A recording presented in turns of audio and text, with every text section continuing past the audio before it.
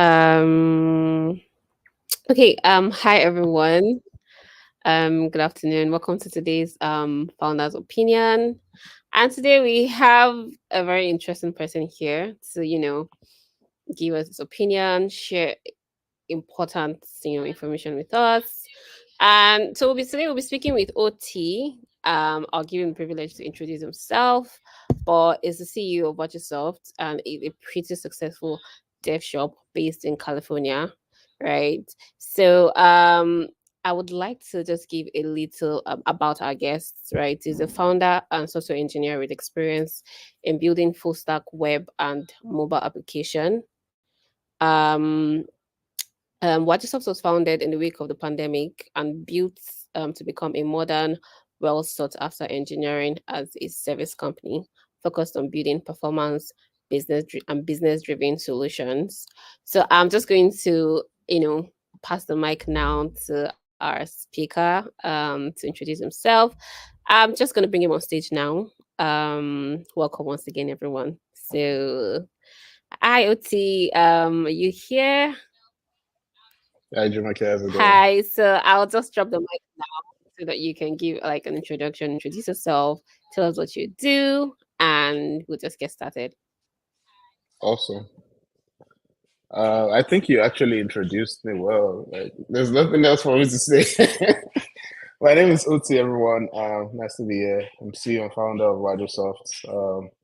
We're a talent company based in Cali. I'm a software engineer. Um, that's it.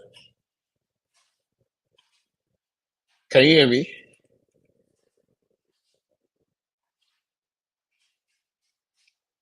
Yes, we can hear you. Thank you very much, Uti. Awesome.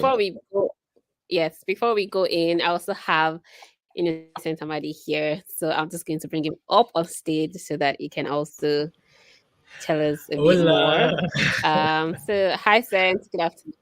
I was thinking for some reason I just slipped into that's weird gray area where the show just continue and just like sneak away, like just moonwalk back the door and then close it and go watch from the back. So good to connect with you again, Uti. I think we're already way out of time, so we'll just jump right into it. So today we're going to Yes. just be talking through like your journey, what you learned, and especially with respect to what we can learn, right? Entrepreneurs, founders, engineers, everyone who's looking to go on this path.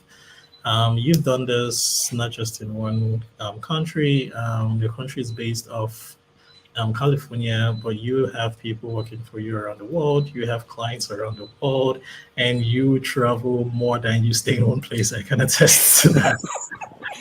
So I think we're going to be having a random conversation today, but we have only 20 minutes. So I'm just going to jump right into it. So let's Yeah. go back to the beginning, right? The time when, Mm. okay, not the beginning, just a few years ago when, like, you were an engineer. At what point did you decide, yeah, you wanted to take this plunge? Because I suspect, like, you didn't just wake up and do it as something. So, yeah, what was it?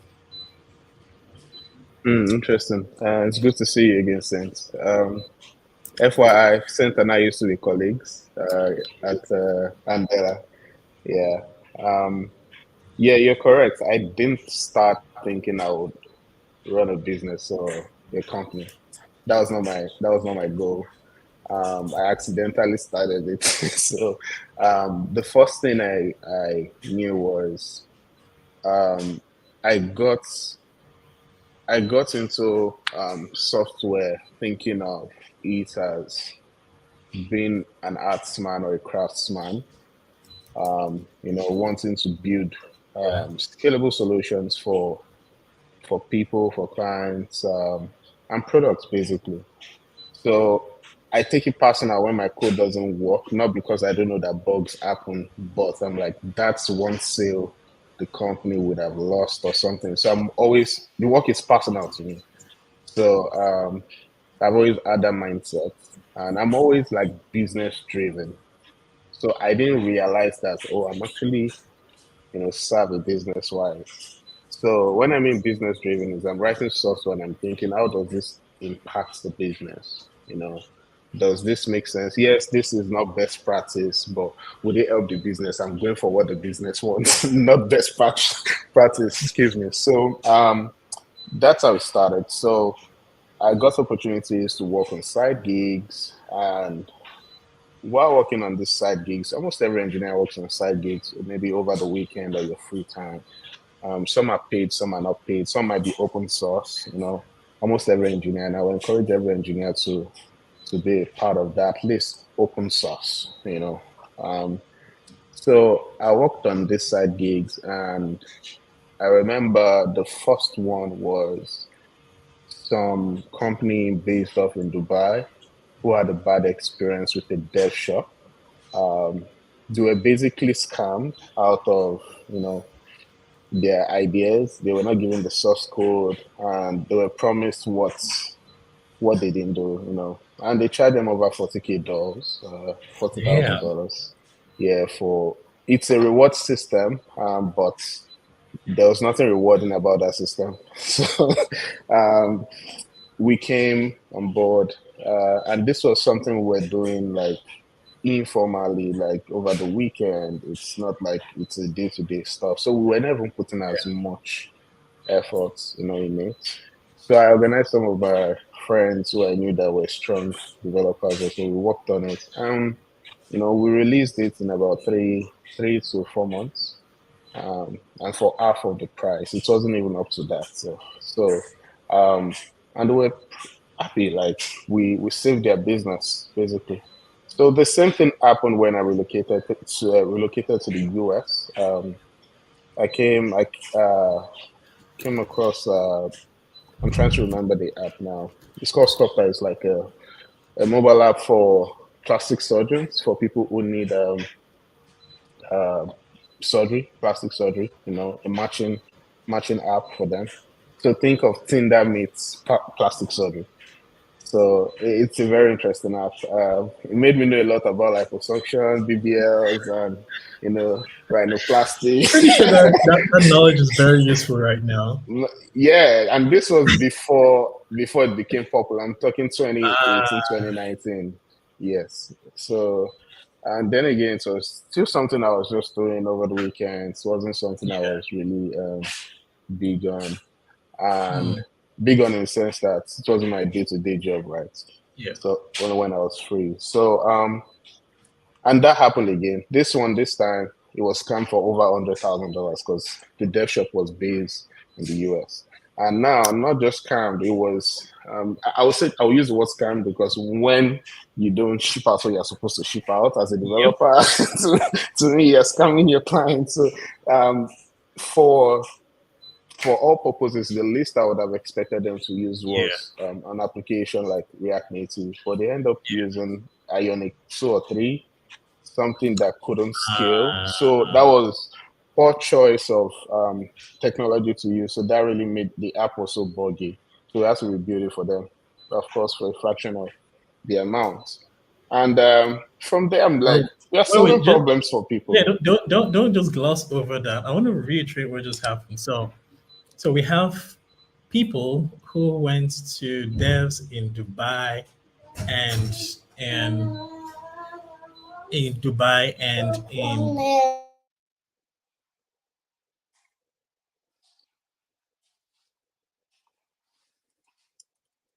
so we have people who went to people in Dubai and in the US and they couldn't get this done. And then they came to devs in Africa and not only did you kill it, you ended up earning those people as clients or as seeds to what would become Wajisofts. Is that correct? Yes, yes.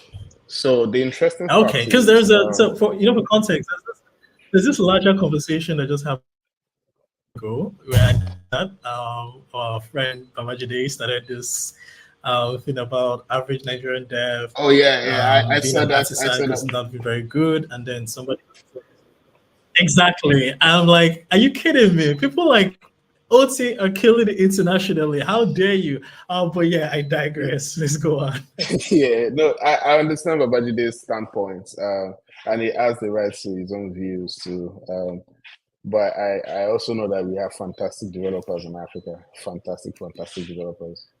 Um, so yeah, to interesting part is this same clients that we worked with. So at this point, I resigned from Mandela because I had to take some time off. Um, so I started working with the clients full time. And after building the app and everything, he introduced me to another client. So the referral just started from there. So it became like, is it a network effect? So he just started introducing me. And at that point, I'm like, we're actually solving problems, we are bringing value to the table. Real So problem. I was not thinking, uh, maybe if I'll start a business, I need to build a product, I need to build something shiny, Mhm, maybe a mhm. fintech, No, maybe I think app that I does think you went this. with the. Can No, I you was gonna can you say hear like me? I think you went with the best path possible. So you didn't even set out to start a product, to start a business, right? Yes, You were your own, and then the need came to you. So you pretty yes, much had the problem, you had the people who would pay for the problem, and then you started figuring out how to serve that problem, right? yes, yes. I And think that's yeah, perfect. That's the perfect way to go. Yeah, one I thing think I that's want to just add absolutely again perfect. So is tell me, okay, the I no, think go a on. lot of engineers think of building products and they don't necessarily need to overthink about it. So in my case, I was thinking, okay, if I thought I'm going to run a business, probably it's going to be a product. For the longest of time, I was thinking it's a product I'll build, only to realize that I don't actually need to build a product. Microsoft is a product. We're providing services for people, right? That is a product. And when I see other businesses thrive and their products are doing okay, I'm doing okay. When their ARR increases, my ARR increases. So, which is what I actually love to do, seeing other businesses flourish. So, this is a product on itself, on its own. So, yeah, I mean, it's I just service wanted to add that. based. But no, I think that's really important. The fact that a lot of people are stuck in this rift of trying to get this perfect thing out. All right. I have a friend who spent the last 3 years building an MVP. I saw the MVP 3 days ago. I'm like, this is not an MVP. This is like a version 4. All right. Your equivalent in Silicon Valley would have raised $4 million by now. On this. But yes, we are sometimes stuck in that rut, and that's what I would like to dig in my next question. Right, you made a decision, you took the plunge. How did how did you effect that mindset shifts? All right, there is we just talked about people just being in the build mode. I need to do this. I need to just write this stuff. If only I just deploy this particular header, just ship this particular feature. How did you go from that to the businessman that you are now? So it's a tough shift, and it's still something I struggle with every day Okay. because I miss coding. It's Okay. something I love doing, so I don't code as much anymore. Um, I would say it came with demand. The more demand I got, the more I saw that, man, I need to focus on the business, Mhm. and allow yourself to grow and make mistakes. It's interesting that we have quite a number of clients. We have a a decent pool of engineers, but we just started rolling out our talent portal this year after Mm. being after being in business for over 2 years. So there was no need, so we didn't do it. Not that there was no need per se, but it wasn't just the right time. It wasn't the And there top of the were other things. list. It wasn't the top Yeah. of the list. So allow yourself to grow. Mhm. When it's time, you would know. Right. So then Right. I would say avoid being in that builder's mindset that you'd forget to sell. So Mm. sometimes you just want to build an arcade because you're an engineer. That's what is comfortable with you. this portal we are building, I've all the schema, all the DD relations, I've done it like 2 or 3 years ago. Yeah, but So, how do you know? There's this, that like 2 3 years ago, there's the what was acceptable as an MVP has changed, right? There yeah, was a time where it's okay to just slap input button on a plain like HTML sheet, so long as it did the function it is. Now yeah. you see microsites that are like fully fledged, super designed, really As animated MVPs.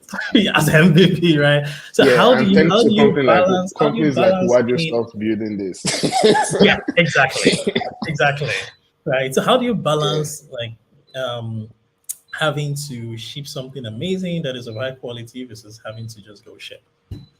You will know your MVP. Can it make you money?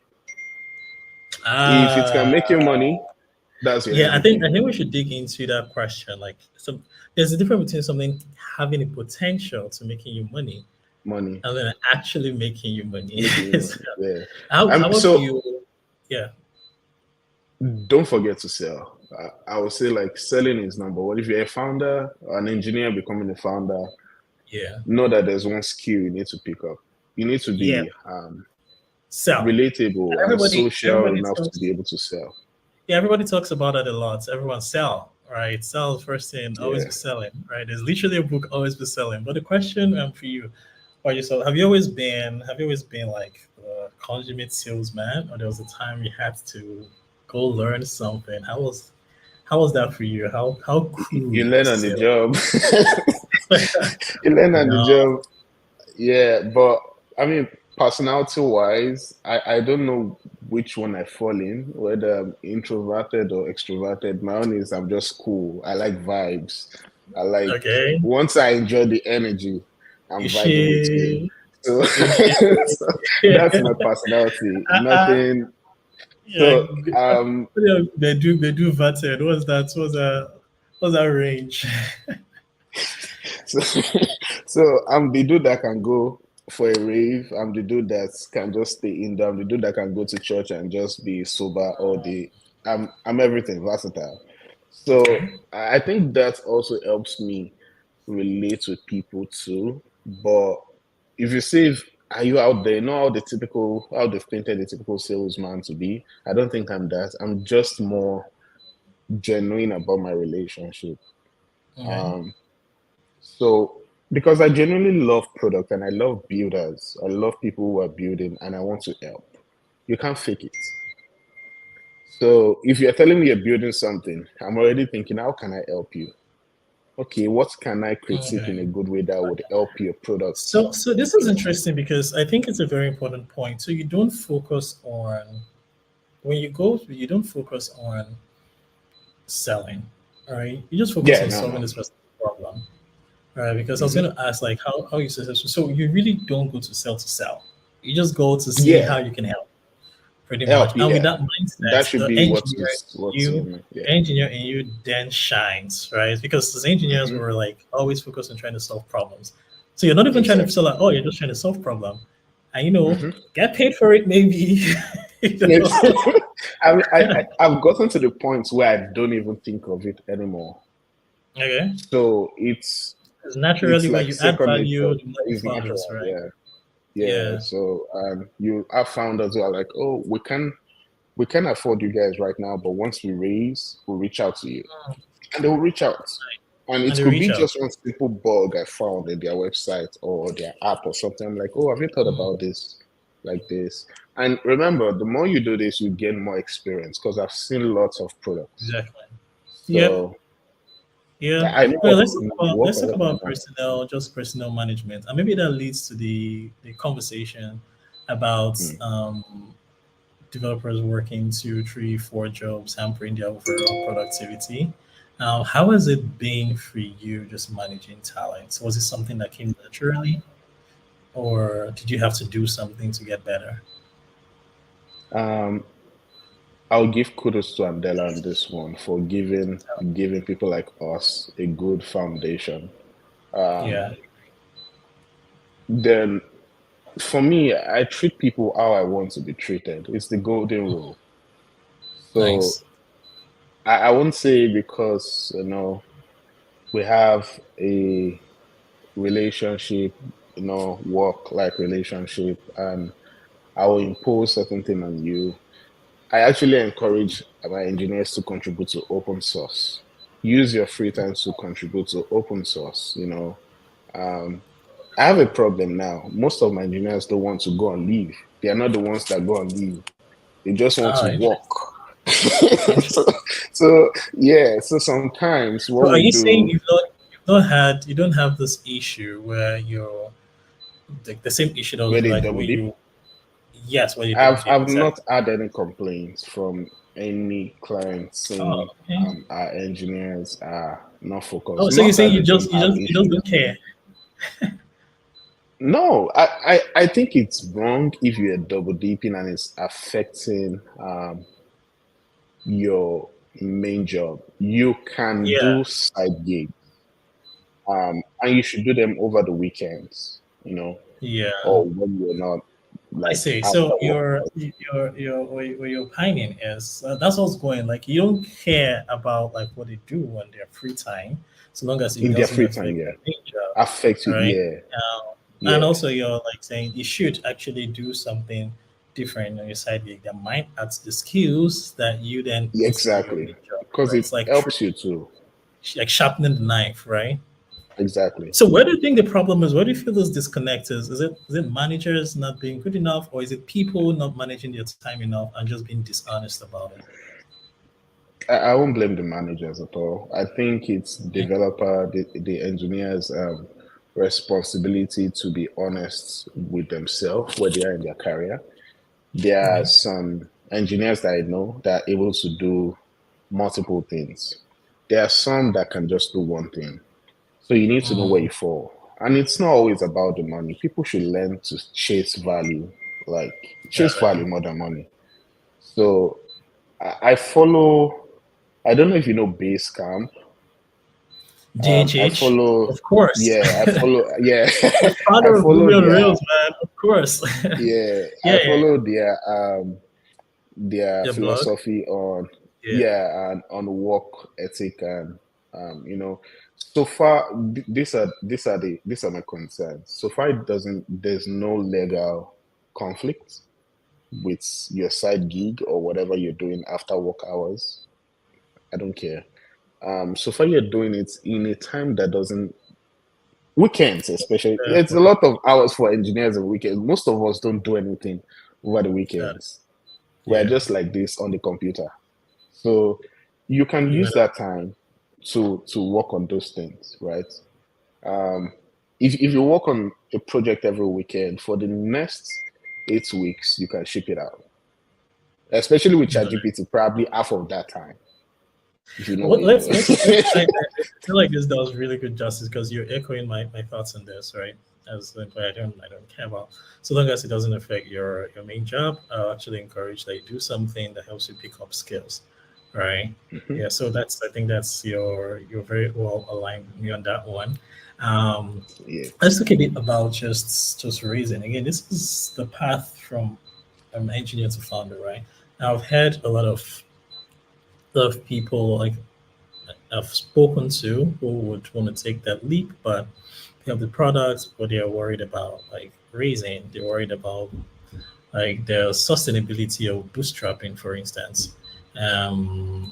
Like what would be if you were to do this again? How would you approach the subject of raising? And if somebody comes to you with an idea but just doesn't have the funds, what would you tell them?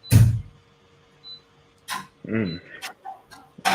There's no two side that fits all in this case. You just need to know what will work for you.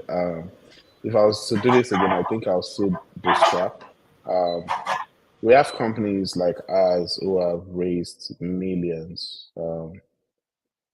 I mean, our alma mater raised 381 million. So, and yeah, Della has raised a total of Yeah, like yeah. So 381, right? far, yes, So, I agree. yeah, Very unique one. but yeah, but the storyline is different for me. I don't see a need to raise right now. We are open to grants, by the way, but raising, I don't think is something I'll consider right now. Maybe it might change in the nearest future. I don't know. Um, you ask something, a follow up. Yeah, the I question forgot is now. like, why do you think that it's not? Why do you think it's not a problem for you? Why you're okay with Bishop? Why you would just rather not raise? Why you chill? It's not. Yes. It's not easy. It's not easy. Don't get me wrong. Um, it's just you want to know how bad you can also um see if it will work. So Yeah. um, I think most founders don't focus on selling that they just want to raise and they Mm, want to outsource that selling responsibility to someone else. We live in yeah. an era where it's a founder-led sales cycle. So if Yeah. you can't sell as a founder yourself, forget about it. So go and try to sell your products, Yeah. So especially if you, let's from what let's I'm know that getting is because this person has an it feels like MVP, everything right? comes back to sales, especially because we have just like 5 minutes. Oh, 4 minutes more, really. So I want to dig a bit on that. Mm. What are some things that you would just recommend? Right, engineers do more, technical people do more, people who are behind their computers do more, introverted people do more to just get better at selling. Maybe without directly focused on selling, just some regular activities they can do to get better. Look for how you're going to create value to your clients. If you're building a product, you definitely have, the ideal clients, right? Focus on giving them value. That doesn't mean you should make the product free. I don't believe in making your products free. Um, and also, if you don't want to go out, like just boss people on Twitter. Let Twitter be your best friend, Ask for opinions, ask for referrals. It doesn't hurt to ask. When you ask people for stuff, they'll be the worst they'll tell you is no, but you'll find out that you don't even get as much no's as you would think you would get because you had the courage to ask them. So just ask people and eventually get out of your shell. You're a founder. There's a reason why you want to be a founder. So go for conferences, go for anything in your industry that will help you. Rather than seeing everybody as a competitor, try to network with them. You can learn from them. And not everybody's a competitor. You can collaborate. So that's something I'm learning right now. So can collaborate. Okay, Yeah. so just one last one from me before you can. I think you just touched on it. Like, how do you identify like people obviously to collaborate with? What do you look out for? Right, because there are people who are. I've spoken to somebody who wanted to do a practice speech. I wanted me to sign an NDA first, right, to practice a pitch. Right, so there are people that are that wary. I'm not putting down any people have had different experiences, right? So I don't know where that's coming from. I did not sign it, but I don't know where that's coming from. So I don't judge. Yeah, but how would you tell me to approach like just partnerships, collaboration, looking out for ideas, mentorship? How do you recommend people approach that? I mean, Or what would be your the first advice? thing I would just say, look for people in your industry. So if you're building something in finance, you want to look for people in finance and get their opinion, their honest opinion. Chase them. They don't have your time, but chase Okay, them. and then do what? So Just and from there you will see, based on these conversations, you'll be like, oh, we have this API, we can leverage this and all that. You will find a path to collaborate. So go out and talk to people. so just look for people with the common grounds and Hmm. start the conversation from the problem you're trying to solve. Exactly. And always think And of don't get worried people, about your think of, don't get worried, everybody has ideas. So, I mean, coming from someone who works with a lot of products, everybody has ideas, trust me. So, yeah. everybody thinks they're building the next thing. So I respect everybody's ideas. So yeah, I can't even count. I'm lost on idea count right now. So Oh my god. I had an idea for very niche, a very, very niche. I thought nobody knew. I jotted it down, and the next week, my wife showed me an ad. It was the very oops. same thing. done Yep. by some guy in Collective Rwanda. consciousness. Yep. Yep. All Like, right. damn, we're still in these things now. All right, Jumoke, over to you. Thank you so much, Oh, Oti. This has been great. yes. Thank you. Thank you guys for Yes. having me. Thank you. This has been wonderful. So we do have a few, okay, not a lot, but I'm going to bring this comment up on stage now so that we can, respond to the comment. So I have someone, hi, Samani. Good afternoon. So it's Hermione says, I think I disagree with Oti on founders being good at sales. It's a plus if you have the skill, but never a necessity. You can hire sales managers to do that for you. So I would yeah, like I to think answer that. yes. So um I understand Samani's point of view.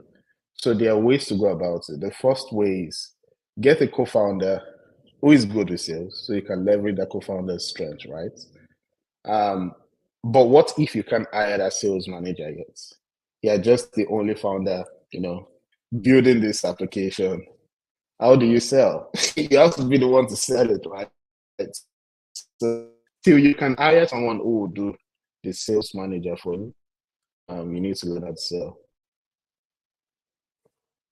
But I understand the point of view. Not everybody will agree on the same thing, but I think this will be challenging if Yeah. you're bootstrapping and you don't have Let any me money. just I like to let me just weigh in on that. I think you have it. Like again, I agree with you on that, OT. And so when I'm going to say this as like a multiple time founder myself, um, there's a reason why people search for a person who's good at sales and a founder because there's a large point in your company's growth that you're going to have a large part of the vision. It's going to be residing in your head. And no matter how great you are, communicating that to a sales manager puts them at disadvantage because that there's going to be a gap in communication. There's also a gap in execution drive. No matter how much, unless right at the bat, right at the beginning, you have the funds to hire A-level salespeople, you're already at disadvantage, which is what OT talked about. The funds to hire really good salespeople is a lot at the beginning. So that already puts you at a really good disadvantage. And even at that, because as a manager, sorry, as a founder, you're always selling. You're selling the idea, you're selling the vision, you're selling the motivation to employees, you're selling the drive, you're selling to multiple people and not just the client. So I don't think there's a way you can avoid that one, unfortunately. You have to sell. All right. Thank you very much. Samani, I hope this answers your question. If you have any more questions or contributions, please you can type it in the chat box so we can respond to you.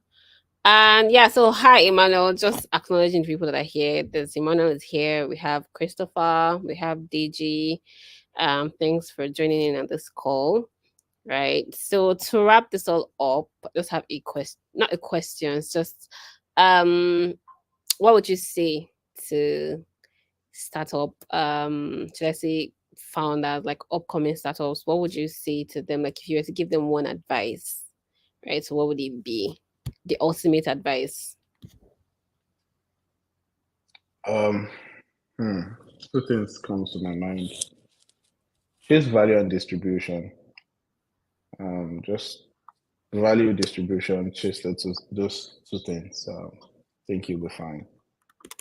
Okay. Thank you very much once again, Uti. It's been Yeah. amazing having you here. I enjoyed the session. I learned so much and I'm actually glad you're here. Thanks for answering all our questions also. Thank you for having me too. Um yeah, and so it's a wrap. So and with that, I'll just say thank you. We appreciate you. Yeah. Bye. All right, bye, Uti.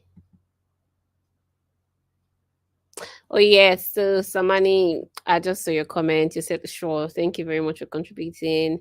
And if you are a founder or you're a startup founder and you're looking for a community to, help support your startup's journey, the ETF community is very much available to you, and you can search ETF.community to get access to all the resources that we have, get access to startup founders that can also, help you grow in your startup, whatever area, whatever yeah, in your startup basically. I feel like I'm rambling, but yes. So thank you. Thanks everyone who also joined in. Big thumbs up to you all. So let's have an amazing day. And yeah, we've come to the end of today's founder's opinion. See you next week.